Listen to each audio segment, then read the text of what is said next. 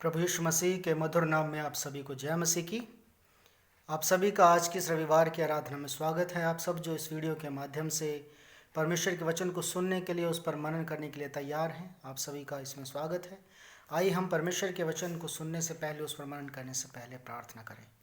परमेश्वर पिता, हम बड़े याद रख साथ तेरे चरणों में आते हैं प्रभु, इस सुंदर समय के लिए जबकि हम इस तकनीकी माध्यम से तेरे वचन को सुनते हैं, उस पर मनन करते हैं। प्रभु हमें अपनी अगुवाई प्रदान करना, अपने पवित्र आत्मा की समझ अगुवाई हम सबको प्रदान करना, ताकि तेरे वचन को सुने, उस पर प्रभु जी इस तेरी इच्छा के अनुसार चलें, ताकि हमारे जीवन से तुझे महिमा मिले। प्रभु यीशु मसीह के नाम से मांगते हैं, आमीन। अजीजों, आज का वचन परमेश्वर के पवित्र शास्त्र के नए नियम में मरकुस रचित सुसमाचार उसके 4 अध्याय उसके 35 से 41 पद से लिया गया है। मरकुस 4 अध्याय 35 से 41 यहाँ पर इस प्रकार से लिखा है। उस दिन जब सांझ हुई तो उसने चेलों से कहा, आओ हम पार चले।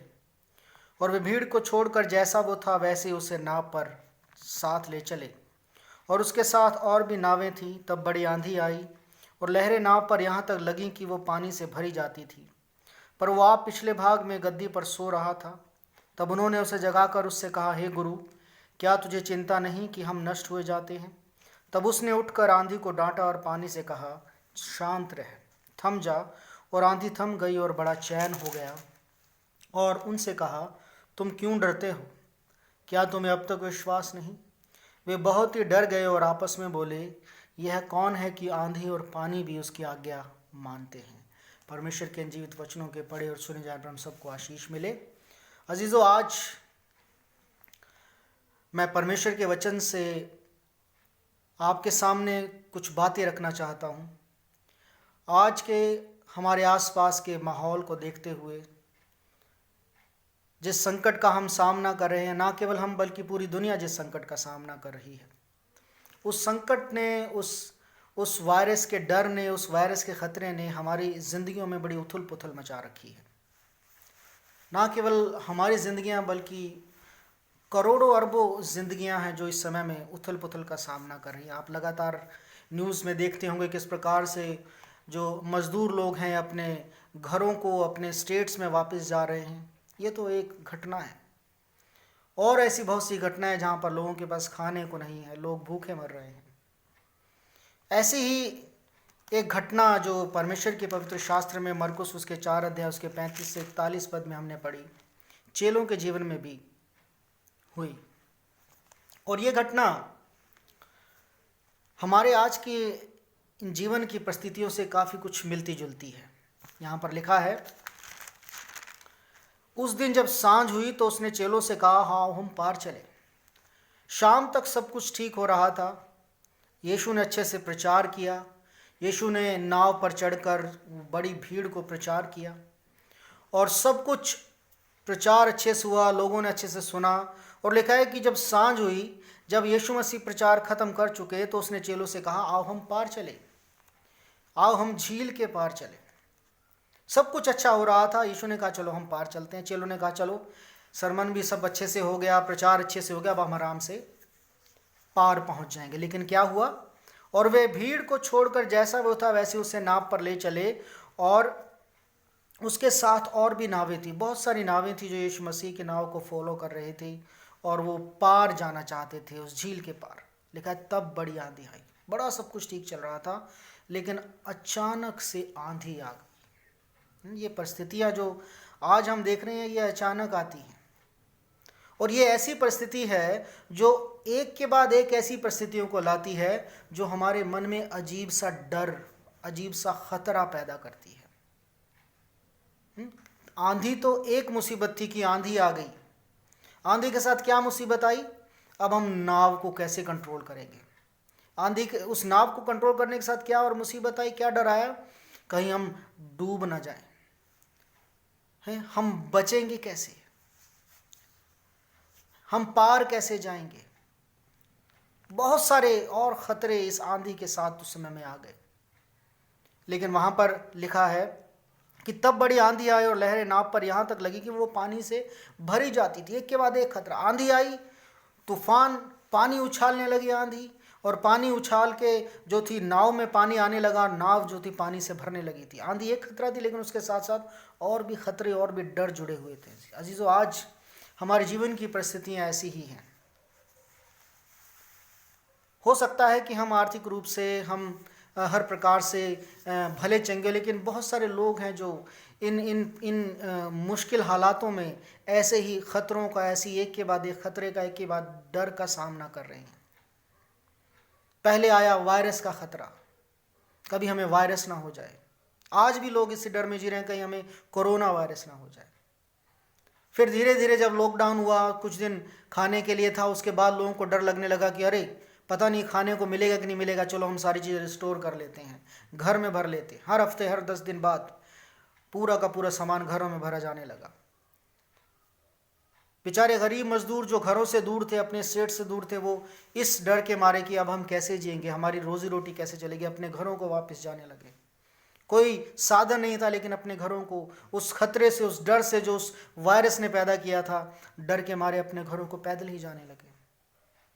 अजीजों, जब हम खतरों से, डर से, परेशानियों से एक के बाद जो हमारे जीवन में आती घिरे जाते हैं, तो हम प्रयास करते हैं कि उनका सामना हम कैसे करें। चेलों ने भी ऐसा ही किया। बड़ी आंधी आई, लिखा है वो पानी से भरी जाती थी। यीशु क्या लिखा है 38 पद में, वो पिछले भाग में गद्दी पर सो रहा था। जब सब थक हार कर, परेशान होकर, अपना प्रयास करके थक गए, तो लिखा है 38 पद में, तब उन्होंने जाकर उसे जगाकर उससे कहा, हे गुरु, क्या तुझे चिंता नहीं कि हम नष्ट हुए जाते हैं। बहुत सारे लोगों की प्रार्थनाएं हैं जो परेशान हैं, जो दिक्कत में, जो किसी से अपना दुख शेयर नहीं कर पाते, जो अपनी परेशानी किसी को नहीं बता पाते हैं, जो नहीं बता पाते कि हमारे घर में कुछ खाने को नहीं है, हमारे पास पैसा नहीं है। वो केवल परमेश्वर से प्रार्थना करते हैं, वो परमेश्वर से प्रश्न करते हैं कि तू क्यों सोया हो, तो कुछ क्यों कुछ नहीं करता है। और लिखा है, तब उसने उठकर आंधी को डांटा और पानी से कहा, शांत रह, थम जाओ। और आंधी थम गई और बड़ा चैन हो गया। और उनसे कहा, तुम क्यों डरते हो? क्या तुम्हें अब तक विश्वास नहीं? वे बहुत ही डर गए और आपस में बोले, ये कौन है कि आंधी और पानी भी उसकी आज्ञा मानते हैं। अजीजों, ये आंधी, ये तूफान जो उस समय चेलों के जीवन में आया, बहुत सारी सच्चाइयों को हमारे जीवन में बताता है। पहली बात जो ये पद मरकुस 4:35 से 41 हम पढ़ते हैं, पहली बात जो बताता है कि हमारे जीवन में तूफान की संभावनाएं हमेशा बनी रहती हैं। चाहे जीवन, चाहे परिस्थितियां कितनी भी अच्छी क्यों ना हो, चाहे कितने भी हालात अच्छे क्यों ना चल रहे हों, लेकिन तूफान, आंधी आने की संभावनाएं हमेशा बनी रहती हैं। यहाँ पर 35-36 पद में हम पढ़ते हैं कि सब कुछ अच्छे से चल रहा था, यीशु ने कहा चलो पार चलते हैं, लेकिन रास्ते में आंधी आ गई। तैयार नहीं थे आंधी के लिए, लेकिन आ गई। अजीजों, हम इस सच्चाई को हमेशा याद रखें कि तूफान या आंधी या खतरे या डर की संभावनाएं हमारे जीवन में बनी रहती हैं। हम उनसे अछूते कभी नहीं रह सकते, हम उनसे अछूते कभी नहीं रह सकते। वो कभी भी हमारे जीवन में आ सकती हैं। और चेलों के जीवन में भी वो आंधी, वो तूफान, वो खतरा, वो डर आया।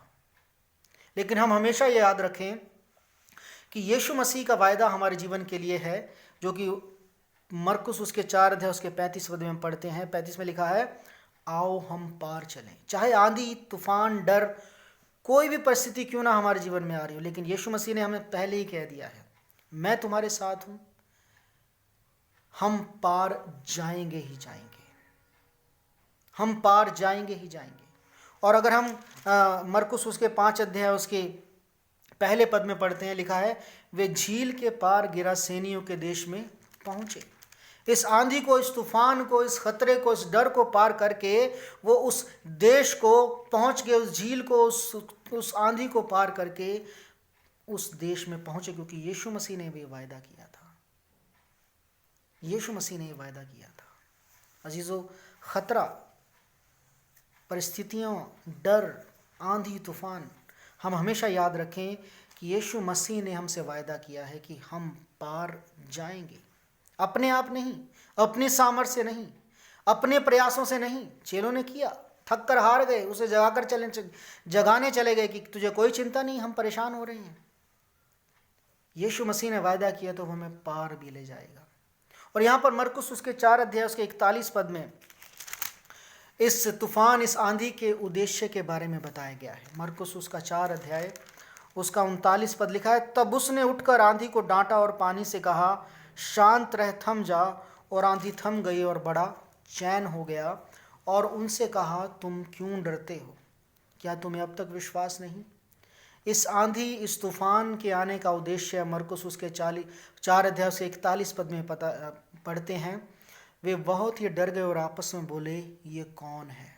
अजीजों, हमारे जीवन की परिस्थितियां हमें परमेश्वर के और ज़्यादा करीब लाती हैं। हमारे जीवन का डर, हमारे जीवन के तूफान, हमारे जीवन की आंधियां हमें प्रभु यीशु मसीह को पहचानने में मदद करती हैं। ये कौन है? ये कौन है कि आंधी और पानी भी उसकी आज्ञा मानती है? ये कौन परमेश्वर है? हम किस परमेश्वर की संतान है कि परिस्थितियों को वो कैसे नियंत्रित करता है, वो डर को कैसे हमारे जीवन से हरा देता है, भगा देता है, किस प्रकार से हमें पार ले जाता है। हम पहचान जाते हैं कि वो हमारा जिंदा खुदा, हमारा परमेश्वर कौन है। तो जी, तो कभी भी आंधी, तूफान, विषम परिस्थितियां या डर या खतरा जब हमारे जीवन में आता है, तो विश्वासी होने के नाते हम हमेशा याद रखें, इनका एक उद्देश्य है। वो उद्देश्य है कि हम उस जीवित परमेश्वर को, उसके पुत्र प्रभु यीशु मसीह को, उसके पवित्र आत्मा की उपस्थिति को अपने जीवन में पहचाने और जाने कि हम किसकी संतान हैं। हम किस परमेश्वर के जानने वाले, मानने वाले, किस जीवित खुदा के लोग हैं, किस जीवित परमेश्वर को मानने वाले लोग हैं, हम किस परमेश्वर की निज प्रजा हैं। अजीजों, हम इस उद्देश्य को याद रखें। जो भी तूफान हमारे जीवन में आता है, परिस्थितियां, आंधी या खतरा या डर हमारे जीवन में आता है, और उसके बाद जब हम मरकुस उसके 4 अध्याय उसके 40-41 पद में हम पढ़ते हैं, लिखा है कि तुम क्यों डरते हो? ये जो परिस्थितियां, ये डर, ये आंधी तूफान हमारे जीवन में आते हैं, ये परमेश्वर के साथ हमारे रिश्ते को, उसकी सच्चाई को प्रकट करता है। चेले अपने प्रयासों में असफल हुए थे, फिर भागकर वो यीशु को जगाने जाते हैं और यीशु को कहते हैं, क्या तुझे बिल्कुल चिंता नहीं कि हम नाश हो जाते हैं? वो आज तक यीशु मसीह को नहीं पहचाने थे। यीशु को प्रचार करते हुए सुन रहे थे, यीशु को मुर्दों को जिंदा करते हुए देख रहे थे, यीशु को बीमारियों को चंगा करते हुए देख रहे थे, लेकिन वो यीशु मसीह को आज तक नहीं पहचाने थे। लेकिन इस आंधी, इस तूफान ने, इस मौत के खतरे ने, इस डर ने उन्हें यीशु को पहचानने में मदद की।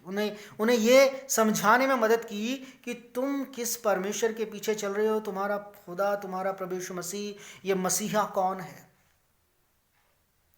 और यदि वो उस समय में उसे पहचान रहे होते तो यीशु मसीह ये प्रश्न कभी नहीं करते, तुम क्यों डरते हो। जो हर एक विश्वासी जो अपने जीवन में परमेश्वर के साथ अपने रिश्ते में कमज़ोर है, उसकी पहचान में कमज़ोर है, उन सब से परमेश्वर प्रभु यीशु मसीह का प्रश्न यही है, तुम क्यों डरते हो?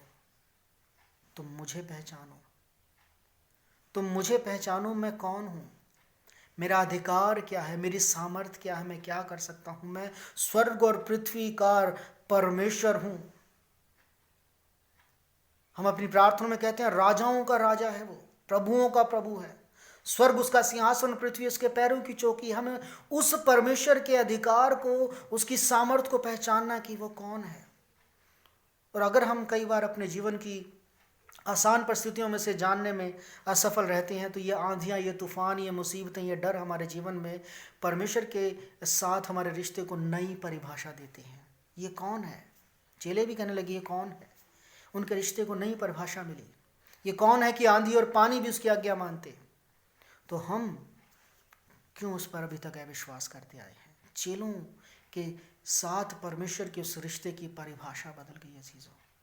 तो चीज़ों, 3 बातें हम इस भाग से, मरकुस उसके 4 अध्याय उसके 35 से 41 पद में हम अपने जीवन में, अपने विश्वासी जीवन में ये अपना सकते हैं कि 3 बातें परमेश्वर का वचन हमें सिखाता है।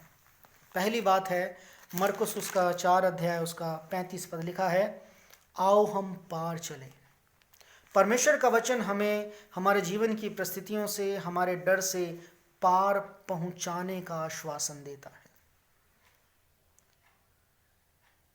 कितनी बड़ी से बड़ी लहरें हों, कितनी लहरों के उठाए गए पानी के द्वारा हमारी नाव भर जाए, हमारे जीवन में कितनी निराशा क्यों ना पैदा हो जाए, लेकिन यदि हम यीशु को पहचानते हैं तो उसके इस वायदे पर विश्वास करें। लिखा है आओ हम पार चले, उसने कहा है तो वो पार ले जाएगा। फिर चाहे आगे लाल समुद्र हो, पीछे चाहे मिस्र की सेना हो, वो कहता है पार ले जाऊंगा तो ले जाऊंगा, चाहे मैं समुद्र में से रास्ता निकालूं। हमारा खुदा ऐसा खुदा है, हमारा परमेश्वर ऐसा परमेश्वर है। हम उसके इस आश्वासन को, इस प्रतिज्ञा को, इस भरोसे के वचनों को याद रखें। उसने कहा है कि आओ हम पार चलें तो वो लेकर जाएगा। जीवन में बीच में आने वाली परिस्थितियों से, लहरों से, आंधी तूफान से हमें डरने की ज़रूरत नहीं है।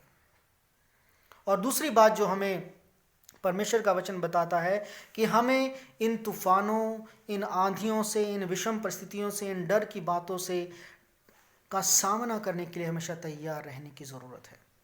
याकूब उसका पहला अध्याय उसका 2 पद कहता है, हे भाइयों और बहनों, जब तुम नाना प्रकार की परीक्षाओं में पड़ो तो इसे आनंद की बात समझो। ये नहीं कि तुम यदि पढ़ो, लिखा है जब तुम पढ़ो, जब तुम्हारे जीवन में, क्योंकि ये आएंगी, कभी भी आ सकती हैं। आंधी तूफान कभी भी आ सकते हैं, डर, परेशानी, मुसीबतें, दिक्कतें कभी भी आ सकती हैं। सब कुछ अच्छा चल रहा होता है लेकिन कब परेशानियां आ जाती हैं, परिस्थितियां बिगड़ जाती हैं, हमें नहीं पता। लेकिन हमें परमेश्वर का वचन कहता है कि जब तुम ऐसी परिस्थितियों में पढ़ो, ऐसी परीक्षाओं में पढ़ो, ऐसी विषम परिस्थितियों में पढ़ो, ऐसे डर के माहौल में पढ़ो, तो ये याद रखो कि ये तुम्हारे लिए आनंद की बात है। क्या? तुम्हें परमेश्वर को पहचानने में मदद करेंगी, परमेश्वर के साथ तुम्हारे रिश्ते को मजबूत करने में मदद करेंगी, हमें परमेश्वर की सामर्थ को पहचानने में मदद करेगी। ये हमारे लिए आनंद की बात होगी। जब वो चेले उस आंधी तूफान से गुजर कर पार पहुंचे तो उन्होंने सचमुच अचंभा किया, ये कौन है। आनंद की बात उनके लिए ये हुई कि वो यीशु को नए तरीके से पहचाने। तो अजीजों, ये आंधी, ये तूफान, ये विषम परिस्थितियां हमें परमेश्वर को नए तरीके से समझने में मदद करती हैं और हमें ये बताती हैं कि हमें इन आंधी तूफान, इन विषम परिस्थितियों से डरने की ज़रूरत नहीं है, इनके लिए तैयार होने की ज़रूरत है। तभी तो इफिसियों में लिखा है, हमारा मल्लयुद्ध लहू और मांस से नहीं बल्कि आत्मा की उन सेनाओं से, आत्मिक सेनाओं से, जिसके लिए हमें तैयार रहना। ये आत्मिक जो परिस्थितियां हैं, ये दुनियावी परिस्थितियां ही हैं जिनके लिए हमें तैयार रहना, जो हमारे जीवन में तूफान आने की सच्चाई के बारे में बता, चाहे वो दुनियावी परिस्थितियां हों, चाहे वो आत्मिक परिस्थितियां हों। इन सभी बातों से परमेश्वर हमें सामना करने के लिए तैयार रहने के लिए कहता है। उसके बाद जो तीसरी बात परमेश्वर के वचन में इस भाग से हम सीखते हैं वो है, परमेश्वर का वचन हमें ये बताता है कि वो उस तूफान में हमारे साथ है। हमें ये भूलना नहीं है कि परमेश्वर हमारे साथ है। यहाँ पर चेलों के साथ लिखा है, प्रभु यीशु मसीह जो थे वो नाव के पिछले भाग में सो रहे थे, वहां पर यीशु मसीह उनके साथ थे। चेले यीशु को भूलकर अपने आप सारे कामों में लगे हुए थे, हम कैसे संभालें नाव को, कैसे पानी निकालें, कैसे आंधी से बचें। वो ये भूल गए थे कि यीशु उनके साथ है। और लिखा है, जब उन्हें ध्यान में आया कि यीशु पीछे सो रहा है आराम से, वो हमारे साथ हमारी मदद करने क्यों नहीं आया, उसे जगा कर कहते हैं। अजीजों, जब हमारे जीवन में ऐसी परिस्थितियां आती हैं तो हमें उसे जगाने की ज़रूरत नहीं पड़ती। वचन क्या कहता है, हमारा परमेश्वर ना ऊँगता है ना कभी सोता है। वो हमेशा अपनी आंखें खोलकर अपने लोगों पर अपनी नज़र बनाए रखता है। हमें उसे जगाने की ज़रूरत नहीं होती, ना उसे एहसास दिलाने की ज़रूरत होती है कि प्रभु तू देख रहा है मेरे जीवन में क्या हो रहा है। वो देख रहा होता है, लेकिन उन तूफानों में, उन ख़तरों में, उन जीवन की विषम परिस्थितियों में हमें परमेश्वर को और भी गहराई से समझने का मौका मिलता है। तो हमें याद रखें कि परमेश्वर हमेशा हमारे जीवन की इन विषम परिस्थितियों में हमारे साथ, हमें डरने की ज़रूरत नहीं। ये प्रश्न आज भी हमारे सामने हर एक विश्वासी के लिए है, तुम क्यों डरते हो। डर हमारे जीवन में कब आता है, जब हम ये नहीं पहचान पाते कि हमारा परमेश्वर जो हमारे साथ है वो कौन है, वो क्या कर सकता है, उसकी सामर्थ्य क्या है। तो जीजो, इन्हीं विश्वास के वचनों के साथ मैं आप सबको प्रेरित करना चाहूँगा, जीवन की इन परिस्थितियों से जो आज हमारे सामने है, जिनका आज हम सामना करें, आपको डरने की ज़रूरत नहीं है। हाँ, डर लाजमी है, क्योंकि दुनियावी तरीके से, इंसानी होने के नाते हम डरते हैं।